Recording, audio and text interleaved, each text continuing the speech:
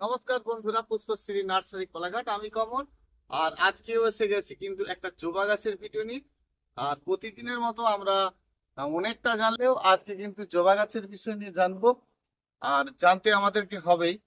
আমরা সব সময় যেই সকল পরিচর্যাগুলো করি, সেই পরিচর্যার বিষয়গুলো যদি সঠিকভাবে না করতে পারি, গাছটার ক্ষতি হয়ে যায়। সেই জন্য বন্ধুরা এটা বলবো যে আমরা অনেকেই জেনেছি জবা গাছ রাক্ষসের গাছ আর প্রচন্ড খেতে ভালোবাসে।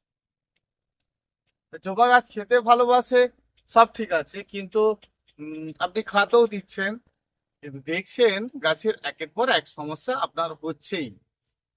একটু গরম পড়ে যাওয়া মানে দেখছেন পাতা পেকে যাচ্ছে, আবার দেখছেন যে বর্ষা পড়ে যাচ্ছে, একটা একটা গাছ মারা যাচ্ছে, আবার দেখছেন যে গাছ বেঁচে আছে, ফুল হচ্ছে, ফুলের কুঁড়িগুলো ঝরে যাচ্ছে। হ্যাঁ, জবা গাছ প্রচন্ড খেতে ভালোবাসে, আর সেই খাদ্য আপনাকে কোনো না কোনো ভাবে তার অভাবটা পূর্ণ করতে হবে। দেশীয় জবা, হাইব্রিড জবা, যাই বলেন না কেন, জবা তো জবাই। আর জবার পরিচর্যা সম্বন্ধে আপনাকে জানতে হবে। সকল জবা গাছই যখন আপনি করেন, যে কোনো জবা গাছকে তার পরিচর্যা সম্বন্ধে আপনাকে জানতে হবে। বিশেষ করে দেশীয় জবাগুলো দ্রুত বৃদ্ধি পায় এবং সহজভাবে হতে পারে।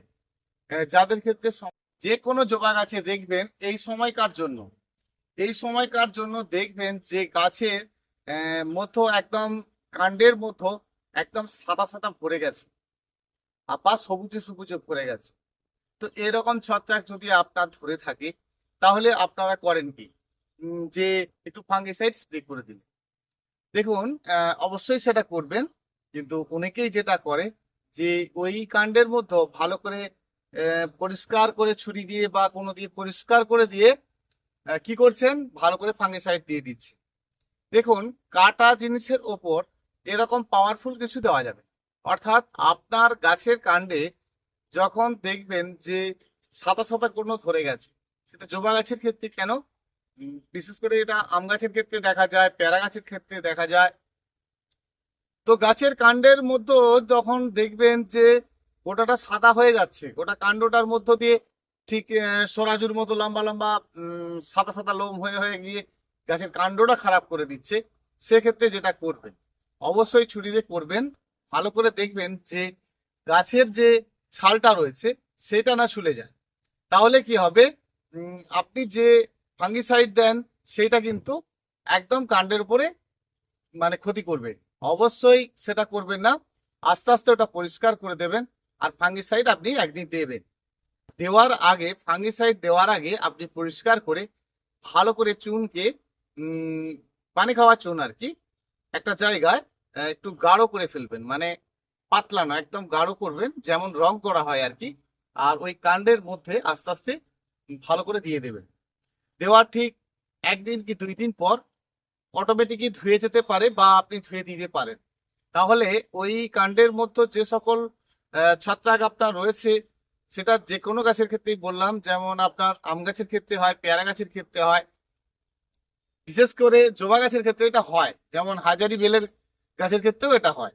তাহলে আমরা ওইটা চুনটা দেওয়ার পরে কিন্তু গাছটা যখন ধুয়ে ফেলবো, আর তখনই কিন্তু গাছের এই রোগটা একেবারে তুলে যাবে।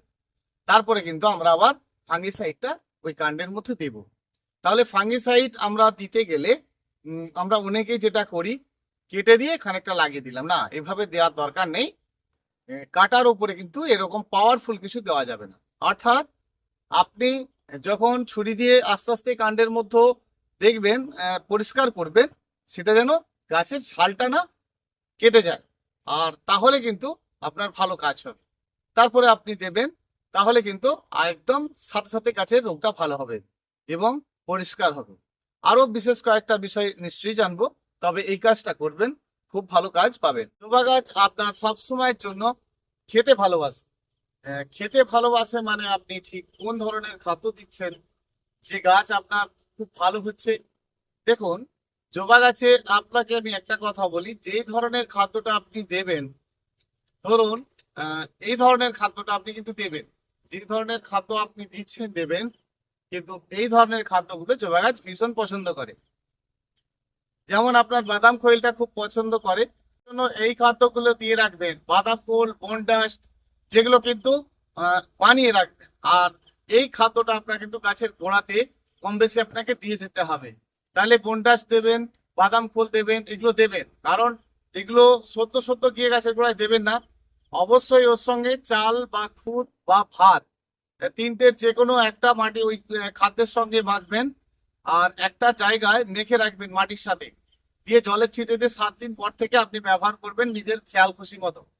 তাহলে যখন আপনি দেবেন, অবশ্যই যদি 1 কেজির উপরে আপনার খাদ্যটা হয়ে যায়, অবশ্যই আপনি আরো কিছু নিলেন, শুধু খোল নিলেন বা আপনার বাদাম খোল নিলেন বা হুন্ডাস নিলেন তাই নয়, এতে আপনি লেদার ডাস্ট দিতে পারেন। এরকম 5 থেকে 6 রকম নেবেন, কিন্তু 6 রকম অবশ্যই সবকিছু মিলিয়ে নেবেন। পারলে ওর সাথে আপনি একটু ভার্মি কম্পোস্ট কোকোপিটও অ্যাড করতে পারেন, কিন্তু মাটির সব মাটি একটু দেবেন আর একসাথে মেখে রাখবেন। ওটা কিন্তু 6-7 দিন রাখবেন, তারপরে আপনি দেবেন। এই ভারী খাদ্যটা আপনাদেরকে দিতে হবে। আর এই সময় কিন্তু সুপার ফসফেট পটাশ দেবেন না, কারণ জবা গাছে ফুল যাতে এই সময়টার জন্য একটু কম আসে সেই চিন্তা করবেন।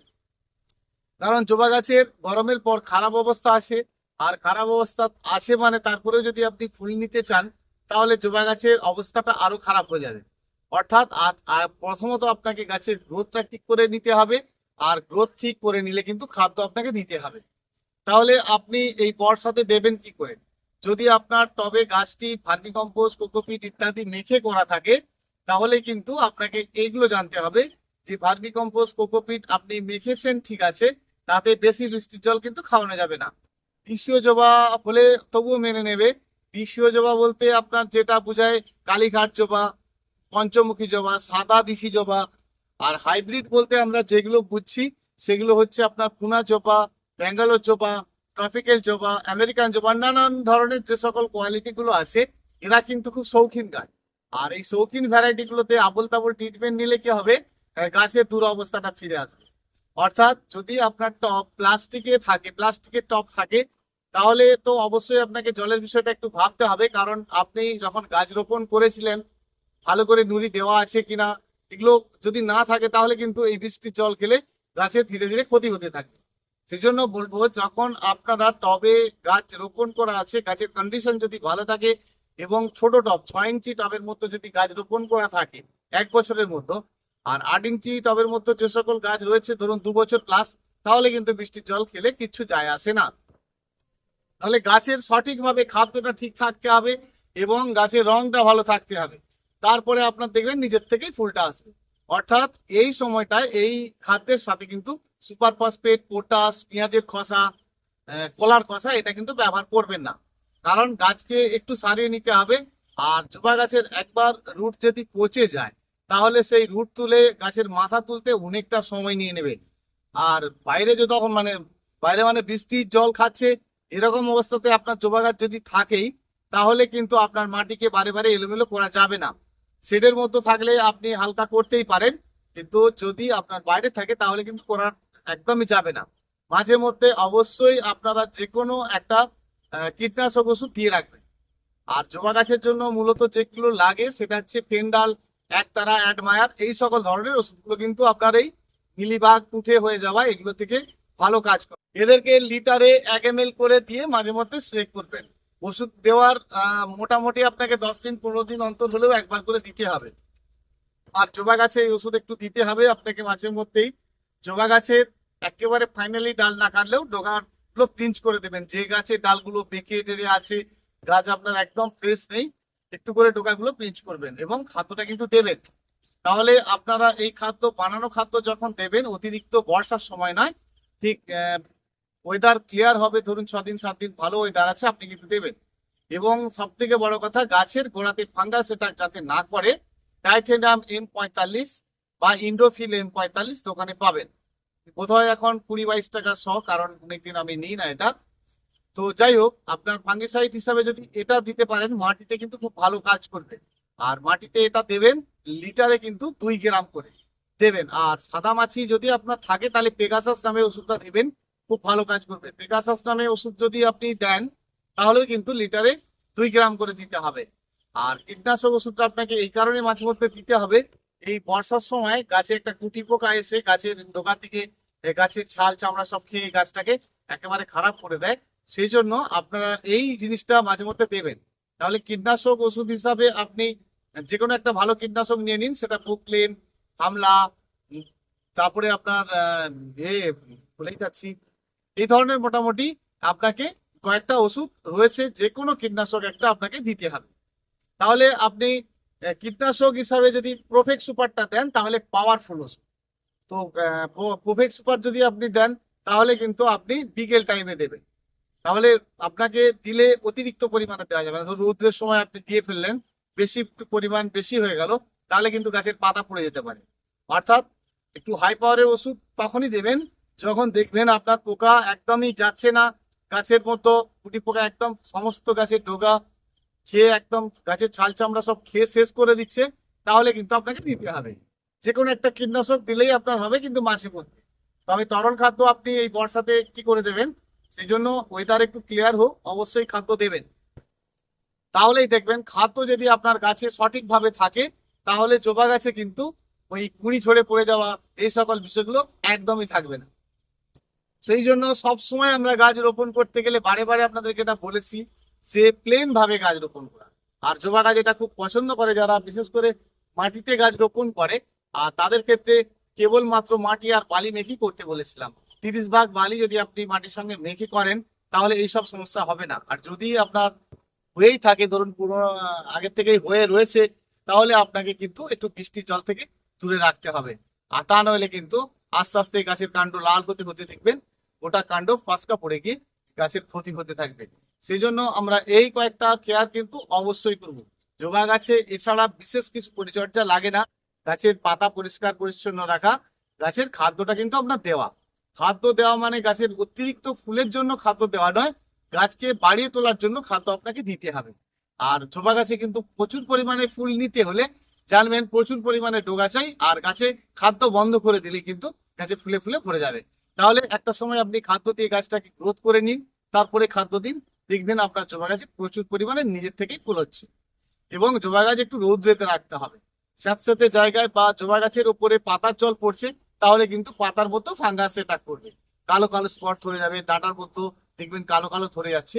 আর এরকম যদি হয়ে থাকে তাহলে অবশ্যই কিন্তু আপনারা যে কোনো সাপ, ব্যাবিস্টন এই ধরনের ফাঙ্গিসাইড স্প্রে করে দেবেন। দেখুন এই কয়েকটা পরিচর্যা, বিশেষ কিছু পরিচর্যা করতে লাগে না জবা গাছে, কিন্তু রুটিন মেপে এই কয়েকটা কাজ করতে হয়। আর মাটির মধ্যে যদি অতিরিক্ত পচন হয়ে থাকে আর গাছের অবস্থা একেবারে খারাপ হয়ে থাকে, তাহলে টব থেকে খুলে নিয়ে একটা জায়গায় রাখুন। আর অবশ্যই যে আপনার মাটিটা শুকনো হয়ে যাবার পর সাইডকার মাটি ফেলে দিয়ে পুনরায় রোপণ করে দিন, আবার ঠিক হয়ে যাবে। দেখুন জবা গাছে নাইট্রোজেন যুক্ত খাদ্য আপনাকে দিতে হবে গাছের রং ভালো রাখতে। সেই জন্য সবসময় কেজিতে 200 গ্রামের বেশি কিন্তু নাইট্রোজেন হওয়া যাবে না, এবং সেটা সম্পূর্ণ নাইট্রোজেন যেন না হয়। সেই জন্য আমরা যখন 6 রকম জৈব সার সাথে 2 রকম নাইট্রোজেন সার দিচ্ছি, তাতে কিন্তু সম্পূর্ণ নাইট্রোজেন নেই। যেমন 10-26-26 এবং 28-28 এই দুটোর মধ্যে একটা নিতে পারেন, আর আপনার গাছটি ভালো হবে। এভাবে করতে থাকুন। আবার পরবর্তী পরিচর্যা নিশ্চয়ই আপনাদেরকে দেব। আরো অনেক কিছু বিষয় বলার রয়েছে আছে, সেগুলো কিন্তু আপনাদেরকে আমি আস্তে আস্তে বলবো। আর ভীষণ ভালো থাকবেন বন্ধুরা। চ্যানেলটি যদি ভালো লেগে থাকে অবশ্যই একটা লাইক করবেন, শেয়ার করবেন, কমেন্ট করবেন। ভীষণ ভালো থাকবেন। আসছি আবার আগামীকাল।